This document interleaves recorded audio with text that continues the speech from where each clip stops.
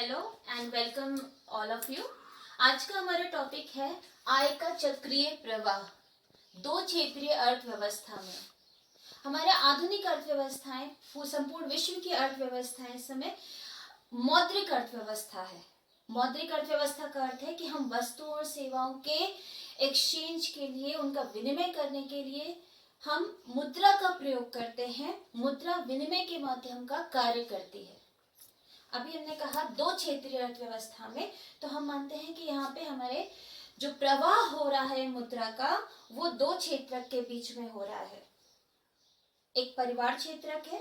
परिवार क्षेत्रक अपनी कारक सेवाएं, उत्पादन के कारकों को फर्म क्षेत्र को प्रोवाइड कराती है, उन्हें देती है। अब उत्पादन के कारक क्या होते हैं? उत्पादन के चार कारक होते हैं जो आपने पहले से भी पढ़े होंगे।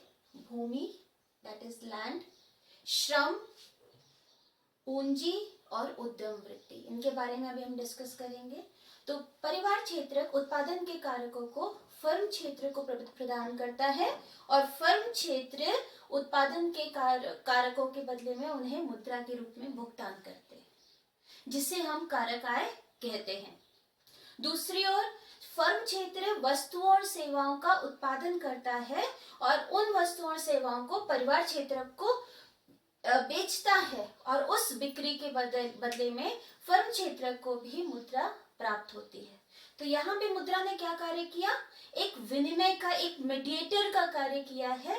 दो क्षेत्रकों के बीच में जो भी वस्तु और सेवाओं का प्रवाह हो रहा है, उसमें एक मीडिएटर का या मध्यस्थ का कार्य किया है और इस प्रकार से दोनों क्षेत्रकों के बीच में मुद्रा का प्रवाह होता रहता है। आय के चक्र प्रवाह को एक हम फिगर के द्वारा समझते हैं। हम दो क्षेत्र कहते हैं कि आय के दो क्षेत्र होते हैं अर्थव्यवस्था में। पहला है परिवार क्षेत्र, इसको हमने H से डिनोट किया है, H for house hold. House hold अर्थात परिवार का क्षेत्र। दूसरा क्षेत्र हमारा है फर्म क्षेत्र, इसको हमने F से डिनोट किया है। अब आय के ये दो क्षेत्रक हैं। इन दोनों क्षेत्रकों के बीच में जो प्रवाह होता है उसे हम आय के चक्रीय प्रवाह को के रूप में जानते हैं। अब हाउस होल्ड सेक्टर की क्या विशेषताएं होती हैं, हम पॉइंट नंबर 1 देखेंगे। हाउस होल्ड सेक्टर क्या होता है? सबसे पहले वो उत्पादन के कारकों का प्रदान करता होता है, उत्पादन के कारकों को प्रदान करता है। तो यहाँ पे हाउस होल्ड क्या करता है?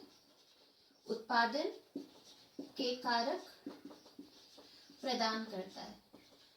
अब हम उत्पादन के कारक क्या होते हैं, आपने पहले भी पढ़ा होगा। उत्पादन के चार कारक होते हैं। अगर मान लीजिए आपको एक फैक्ट्री स्टार्ट करनी है, आपको अपनी एक बेकरी स्टार्ट करनी है, तो आपको सबसे पहले क्या चाहिए होगा?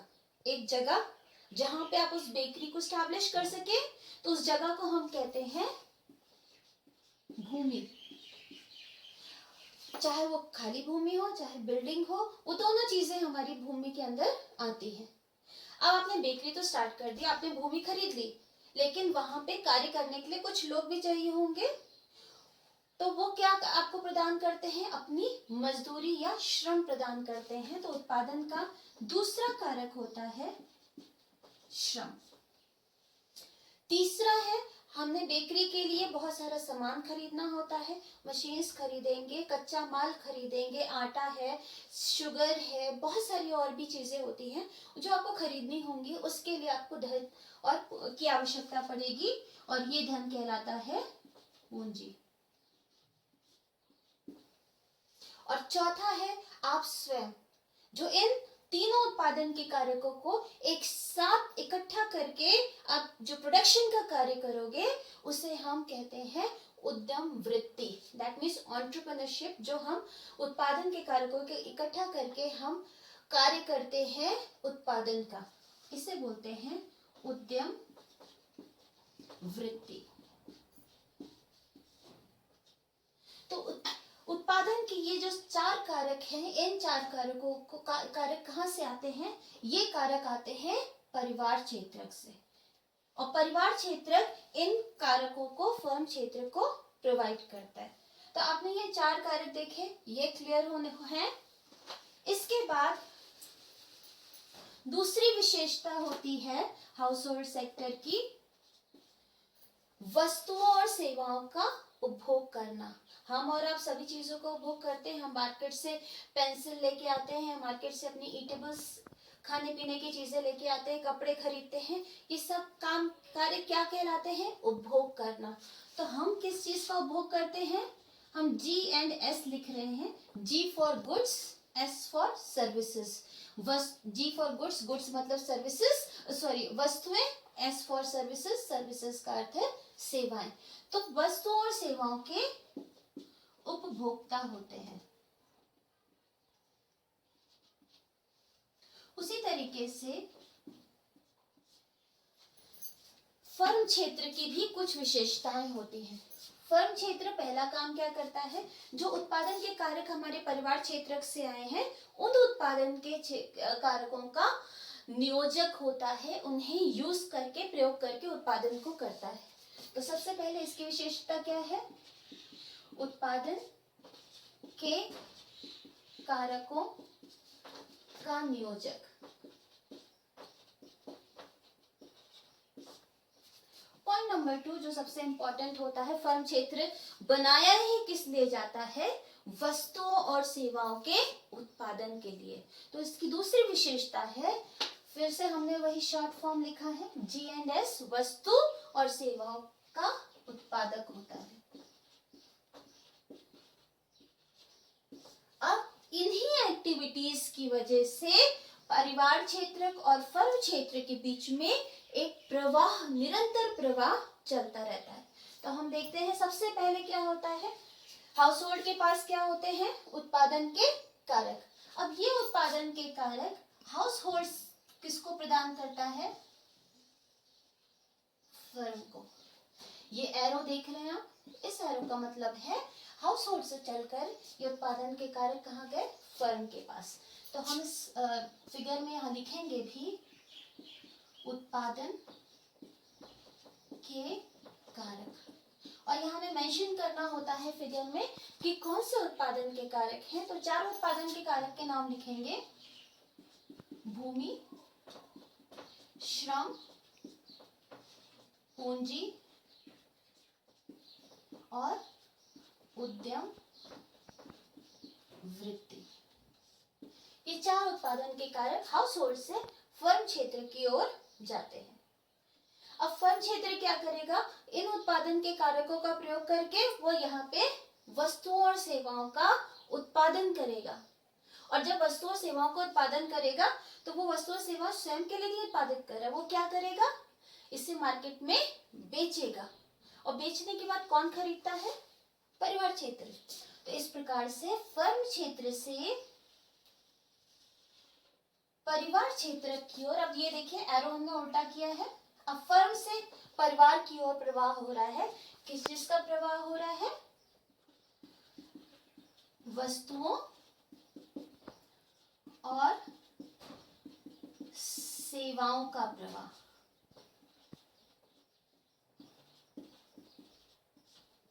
ये आपको इतना क्लियर है? यहाँ से हाउस होल्ड से, परिवार क्षेत्र से उत्पादन के कार्य गए फर्म क्षेत्र की ओर, फर्म क्षेत्र ने वस्तुओं और सेवाओं का उत्पादन किया और पुनः ये वस्तुएं और सेवाएं हाउस होल्ड की ओर, फर्म क्षेत्र से परिवार क्षेत्र की ओर प्रवाहित हुई। अब ये जो भी यह वही चीजें हैं जो हमने यहाँ पे विशेषताओं में लिखा है। उत्पादन के कार्य प्रदान करता, यहाँ पे उत्पादन के कार्य प्रदान हुए। ये उत्पादन के कारकों का नियोजक होता है, अर्थात फर्म ने यहाँ से उत्पादन के कारक लिए। दूसरी विशेषता गुड्स एंड सर्विसेज का उत्पादक है, यहाँ पे वस्तु और सेवाएं बनी। उसके बाद वस्तु और सेवाओं के उपभोक्ता हैं, वस्तु और सेवाएं यहाँ से हाउस होल्ड की ओर आई और उन्होंने इसका उपभोग किया। लेकिन यहाँ पे बार्टर सिस्टम तो नहीं चल रहा है, कहीं ना कहीं हम एक्सचेंज इकोनॉमी नहीं है। तो हम क्या करेंगे? जो भी चीजें प्रवाहित हुई हैं उनके बदले में मुद्रा के रूप में भुगतान होता है। फर्म ने उत्पादन के कारकों को नियोजित किया, लेकिन इसके बदले फर्म हाउस होल्ड को भी कुछ देगा। तो यहाँ पे फर्म क्षेत्र की ओर से परिवार क्षेत्र की ओर प्रवाह होगा किस चीज का प्रवाह होगा? उत्पादन के कारक हैं, तो इन कारकों का भुगतान। तो हम यहाँ पे क्या लिखेंगे? उत्पादन के कारकों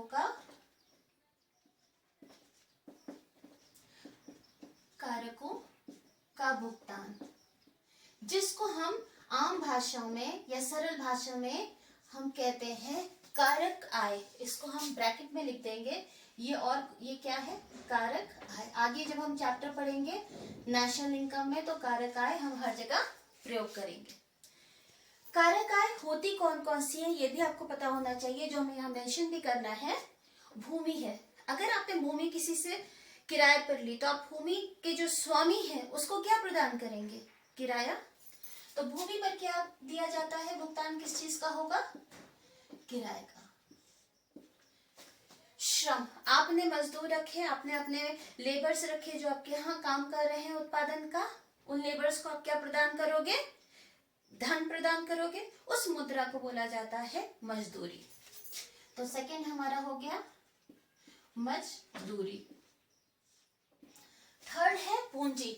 मान लीजिए आपने पूंजी कहीं से बैंक से लोन लिया या किसी से उधार लिया, तो ऐसी स्थिति में क्या होगा? पूंजी पर आप क्या प्रदान करोगे? आप पैसा तो मूलधन तो दोगे ही, साथ में आपको इसके ऊपर ब्याज भी देना पड़ेगा। तो इस पर जाता है ब्याज। चौथा है उद्यम वृत्ति। जो आप स्वयं की इंडस्ट्री चला रहे हो, स्वयं की फैक्ट्री चला रहे हो, तो जो कुछ भी बचेगा इसके बाद वो आपके हिस्से में आएगा, और वो क्या है? आपका लाभ। तो उत्पादन के 4 कारकों में ये सारे जो कारक आय है, ये फर्म क्षेत्र से परिवार क्षेत्र की ओर प्रवाहित होती है। और इसका प्रवाह देखिए, जो हमने भौतिक चीजों का प्रवाह हुआ है उसकी अपोजिट होता है। दैट मीन्स हाउस होल्ड से उत्पादन के कारक फर्म की ओर गए, लेकिन मुद्रा का प्रवाह इसके उल्टा हुआ है। दैट मीन्स फर्म क्षेत्र से हाउस होल्ड की ओर कारक आय प्रवाहित हुई है। अब जो भी पैसा इसने हाउस होल्ड को कारक आय के रूप में प्राप्त हुआ है, वो समस्त मुद्रा हाउस होल्ड वस्तुओं और सेवाओं पर व्यय करेगी। तो ऐसी स्थिति में जो वस्तु और सेवा खरीदा है फर्म से, तो उसके लिए परिवार क्षेत्र क्या करेगा? फर्म क्षेत्र को मुद्रा प्रदान करेगा। और वो मुद्रा किस रूप में प्रदान करेंगे? हम वस्तुओं और सेवाओं पर व्यय के रूप में। वस्तुओं और सेवाओं पर व्यय के रूप में, सिर्फ व्यय। तो ये जो पूरा सर्कल है, इसे हम बोलते हैं आय का चक्रीय प्रवाह। आपके सिलेबस में सिर्फ 2 क्षेत्रीय अर्थव्यवस्था है, तो हमने इसे सिर्फ 2 क्षेत्र के बीच में ही अज्यूम किया है। अब आय के चक्रीय प्रवाह में कुछ मान्यताएं होती हैं, assumptions होते हैं, क्योंकि हमने बिल्कुल एक लिमिटेड क्षेत्र में हमने इस चक्रीय प्रवाह को दिखाया है, तो इसमें हम मान्यताएं रखते हैं। तो पहली मान्यता है, हम हेडिंग डाल देंगे मान्यताएं। पहली मान्यता है 2 क्षेत्र होते हैं अर्थव्यवस्था में, सिर्फ हाउस होल्ड अर्थात परिवार और दूसरा फर्म। तो पहली मान्यता है 2 क्षेत्र होते हैं। मैं शॉर्ट में लिख रही हूं, पूरा होना चाहिए। अर्थव्यवस्था में 2 क्षेत्र ही होते हैं। पॉइंट नंबर 2, ये निजी अर्थव्यवस्था होती है। निजी अर्थव्यवस्था का अर्थ है, निजी अर्थव्यवस्था, निजी अर्थव्यवस्था का मतलब है सिर्फ प्राइवेट सेक्टर ही काम कर रहा है, इसमें सरकार के द्वारा किसी भी प्रकार की आर्थिक गतिविधि नहीं की जाती है। तो निजी अर्थव्यवस्था का मतलब सरकार कोई कार्य नहीं कर रही है। ये जो फर्म क्षेत्र है, ये सिर्फ निजी क्षेत्र का फर्म क्षेत्र है। तीसरा है बंद अर्थव्यवस्था। बंद अर्थव्यवस्था का मतलब है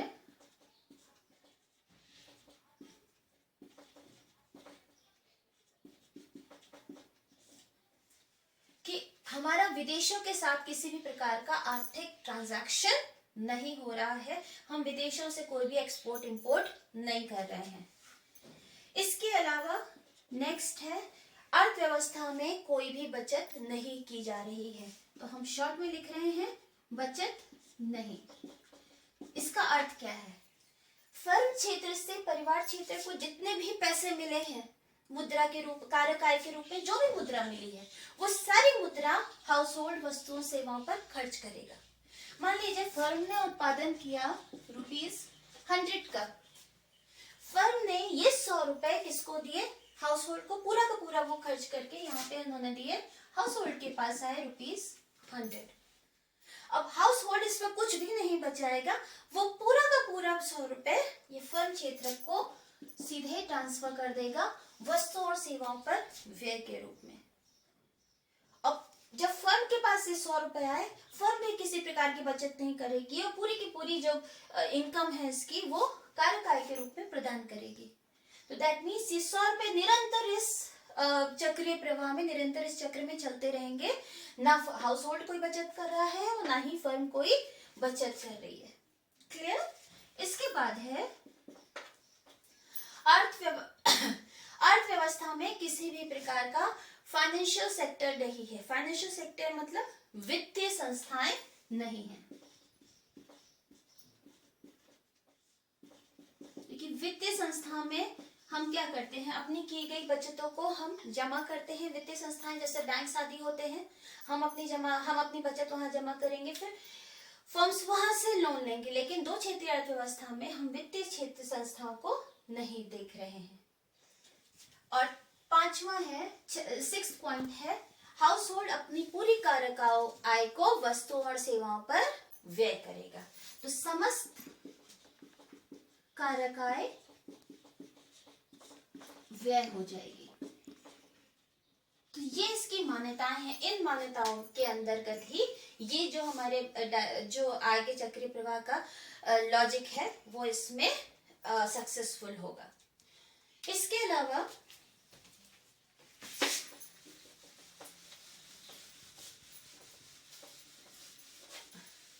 इसमें एक चीज हमने डिस्कस की थी कि बंद अर्थव्यवस्था है, निजी अर्थव्यवस्था है, सरकार का कोई योगदान नहीं होता, सरकार का कोई हस्तक्षेप नहीं होता। इसका अर्थ ये है कि सरकार किसी भी प्रकार के कर को नहीं ले रही है और ना ही सहायता दे रही है। हमारी बहुत सारी सरकारी फर्म्स होती हैं, जैसे BSNL हो गया, इंडियन ऑयल कॉर्पोरेशन हो गया। अगर वो फर्म्स की बात करें तो वो फर्म्स क्षेत्रक में ही आ जाएंगी। वो भी उत्पादन का कार्य करती हैं, तो फिर वो फर्म क्षेत्रक में आ जाएंगी। हमने यहाँ पे डिस्कस किया है कि कोई सरकारी हस्तक्षेप का मतलब है कि सरकार को ना तो हाउस होल्ड कोई टैक्स दे रहा है और ना ही सरकार से कोई सहायता प्राप्त कर रहा है। दूसरी ओर फर्म ना तो कोई टैक्स दे रही है और ना ही सरकार से कोई कंसेशन प्राप्त कर रही है। लेकिन सरकार की जो फर्म्स हैं वो भी निजी क्षेत्र की तरह ही फर्म क्षेत्र में आएंगे। तो हम सरकारी फर्म को अलग नहीं ले रहे हैं।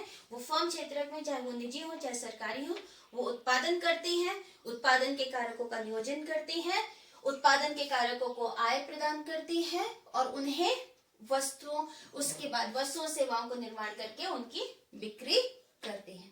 इस पूरे प्रवाह को हम कहते हैं आय का चक्रीय प्रवाह। अब इसके आगे हम देखेंगे आय के चक्रीय प्रवाह के प्रकार।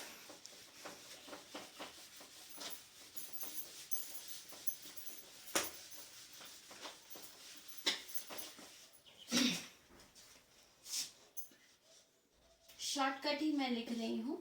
ये प्रकार किसके हैं? आय के चक्रीय प्रवाह के प्रकार। दो प्रकार के आय के चक्रीय प्रवाह होते हैं। पहला होता है वास्तविक प्रवाह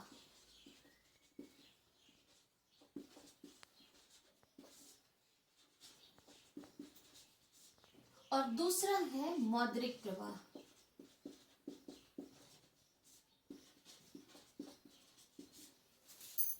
वास्तविक प्रवाह वो प्रवाह होता है जिसमें किसी भी प्रकार के मुद्रा का प्रयोग नहीं किया जाता है।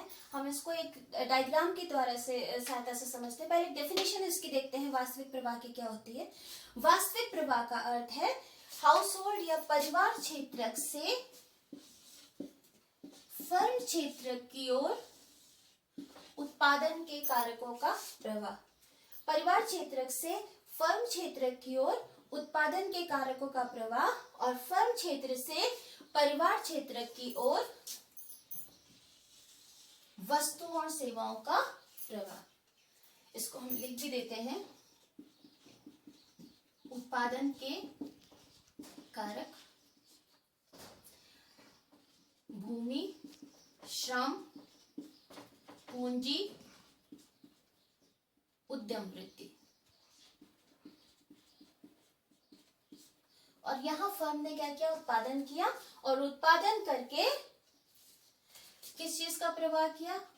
वस्तुओं और सेवाओं का। इसमें देखिए किसी भी प्रकार का मुद्रा का प्रयोग नहीं है, सारी चीजें भौतिक हैं। तो इस प्रवाह को हम कहते हैं वास्तविक प्रवाह। इस प्रवाह में की विशेषता क्या है कि इसमें मुद्रा का कोई प्रयोग नहीं होता, और इसे भौतिक प्रवाह भी कहा जाता है। इसे हम भौतिक प्रवाह भी कहते हैं। तो वास्तविक प्रवाह क्या होता है? वास्तविक प्रवाह वो प्रवाह होता है जिसमें परिवार क्षेत्रक से फर्म क्षेत्रक की ओर उत्पादन के कारकों का प्रवाह होता है, तथा फर्म क्षेत्र से परिवार क्षेत्र की ओर वस्तुओं और सेवाओं का प्रवाह होता है। इसमें किसी भी प्रकार का मुद्रा का प्रयोग नहीं करते हैं, और इसे भौतिक प्रवाह कहा जाता है। दूसरा प्रकार होता है मौद्रिक प्रवाह। जैसा शब्द से क्लियर है, मुद्रा का प्रवाह। इसमें हम फिर से डायग्राम बनाते हैं। दिस इज हाउस होल्ड और ये है हमारा फर्म क्षेत्र। मौद्रिक प्रवाह का अर्थ है सिर्फ और सिर्फ मुद्रा का प्रवाह। इसमें हम भौतिक प्रवाह को कंसिडर नहीं करेंगे। जब उत्पादन के कारक हाउस होल्ड से फर्म क्षेत्र की ओर गए, तो फर्म क्षेत्र उन्हें क्या प्रदान करता है? कारक आय। तो यहाँ पे हम क्या लिखेंगे? उत्पादन के कारकों का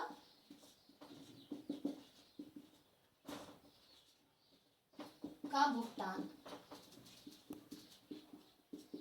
दैट इज, हम ब्रैकेट में क्या लिखेंगे? कारक आय। ये वही चीज है जो हमने पहले की थी। उत्पादन के कारकों का भुगतान, जिसे कारक आय कहेंगे। इसके अंदर के कौन कौन सी चीजें आ जाती हैं? भूमि पर किराया, श्रम की मजदूरी, ब्याज पूंजी पर, तथा उद्यम वृत्ति पर लाभ। ये सारी ही चीजें मुद्रा के रूप में प्रदान की जाती हैं। अब हाउस होल्ड के पास जो भी मुद्रा आती है, हाउस होल्ड इस मुद्रा को फर्म क्षेत्र को वापस दे देता है। किस रूप में? वस्तुओं और सेवाओं पर व्यय के रूप में। तो यहाँ पे हम लिखेंगे वस्तुओं और सेवाओं पर व्यय।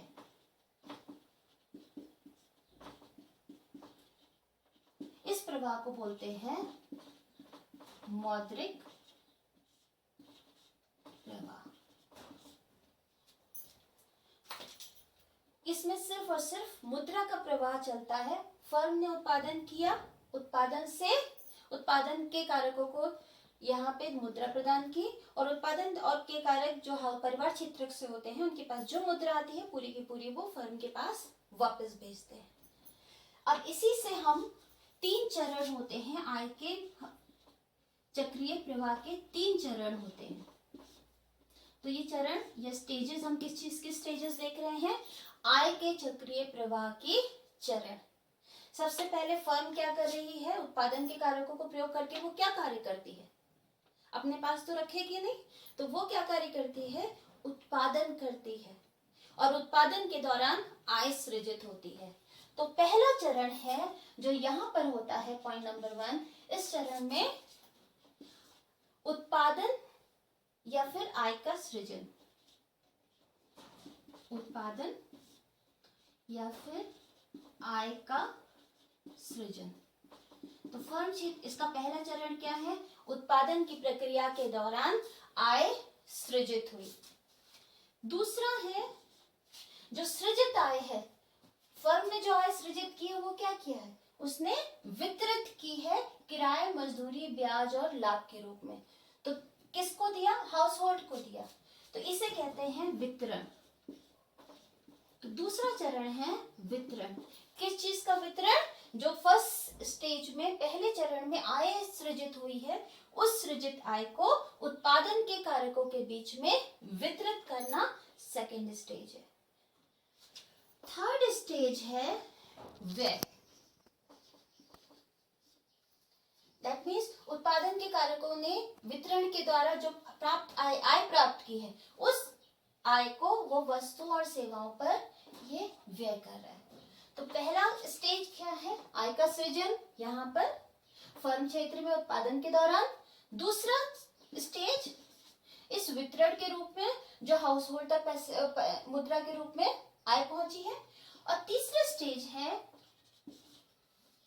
वस्तु और सेवाओं पर व्यय जो परिवार क्षेत्र कर रहा है। तो फिर आय के चक्रीय प्रवाह के 3 चरण होते हैं: आय का सृजन, वितरण और व्यय। अब हम फाइनली इसकी देखते हैं डेफिनेशन। आय के चक्रीय प्रवाह की डेफिनेशन क्या होगी? सबसे पहले तो हमने आय का चक्रीय प्रवाह किया। इनर सर्किल जो हमने पहले पढ़ा था, इनर सर्किल में क्या था? भौतिक प्रवाह था। आउटर सर्किल में मुद्रा का प्रवाह हो रहा था। उसके बाद हमने देखा विशेषताएं क्या होती है परिवार क्षेत्र की और फर्म क्षेत्र की। एक उत्पादन के कारकों का प्रदान करता होता है, दूसरा नियोजक होता है। एक वस्तुओं सेवाओं का उत्पादन करता है, दूसरा उपभोग करता है। और मुद्रा का प्रवाह निरंतर होता है। इसके बाद आय के चक्रीय प्रवाह के प्रकार पढ़े। वास्तविक प्रवाह, जिसे हम भौतिक प्रवाह कहते हैं, जिसमें सिर्फ और सिर्फ वस्तुओं और सेवाओं का आदान प्रदान होता है, उत्पादन के कारकों का प्रवाह होता है। दूसरा हमने पढ़ा मौद्रिक प्रवाह, जिसमें भौतिक चीजों का प्रवाह नहीं होता, सिर्फ मुद्रा का प्रवाह होता है। तो आय के चक्रीय प्रवाह की अगर हम डेफिनेशन देखते हैं तो इसी डायग्राम से आपको डेफिनेशन आ जाएगी, अलग से याद करने की जरूरत नहीं है। फर्म क्षेत्र आय के चक्रीय प्रवाह वह प्रक्रिया होती है जिसमें फर्म क्षेत्र के द्वारा उत्पादन की प्रक्रिया के दौरान आय सृजित की जाती है तथा सृजित आय फर्म क्षेत्र से परिवार क्षेत्र की ओर कारक आय के रूप में प्रवाहित होती है। सृजित आय फर्म क्षेत्र से परिवार क्षेत्र की ओर कारक आय के रूप में प्रवाहित होती है तथा परिवार क्षेत्र के द्वारा प्राप्त आय पुनः वस्तु और सेवाओं पर व्यय के रूप में फर्म क्षेत्र की ओर प्रवाहित होती है। और यह प्रवाह फर्म क्षेत्र से परिवार क्षेत्र, परिवार क्षेत्र से फर्म क्षेत्र की ओर निरंतर चलता रहता है। तो इसे हम कहते हैं आय का चक्रीय प्रवाह। आय के चक्रीय प्रवाह की इंपॉर्टेंस क्या होती है? ये हमारे राष्ट्रीय आय की साइज को बताता है, उसका प्रमाण कितना है वो बताता है। क्यों? क्योंकि जितना तो हमने शुरू से पढ़ा है सकल घरेलू उत्पाद, दैट इज जीडीपी। जीडीपी क्या होता है? हाँ, वैसे हम आगे वाले चैप्टर में पढ़ेंगे, फिर भी एक सिंपल भाषा में सकल घरेलू उत्पाद जीडीपी। जीडीपी क्या होता है कि एक लेखा वर्ष में, एक अकाउंटिंग ईयर में किसी देश में उत्पादित सभी अंतिम वस्तुओं और सेवाओं के मूल्य का कुल योग। तो सभी अंतिम वस्तुएं सेवाएं कहाँ बन रही हैं? फर्म क्षेत्र में। तो इसीलिए जितना फर्म क्षेत्र उत्पादन करेगा उतना ही ज्यादा हमारी राष्ट्रीय आय होगी। आज के क्लास में इतना ही। हम नेक्स्ट में राष्ट्रीय आय से रिलेटेड कुछ एग्रीगेट्स के बारे में पढ़ेंगे। Thank you so much.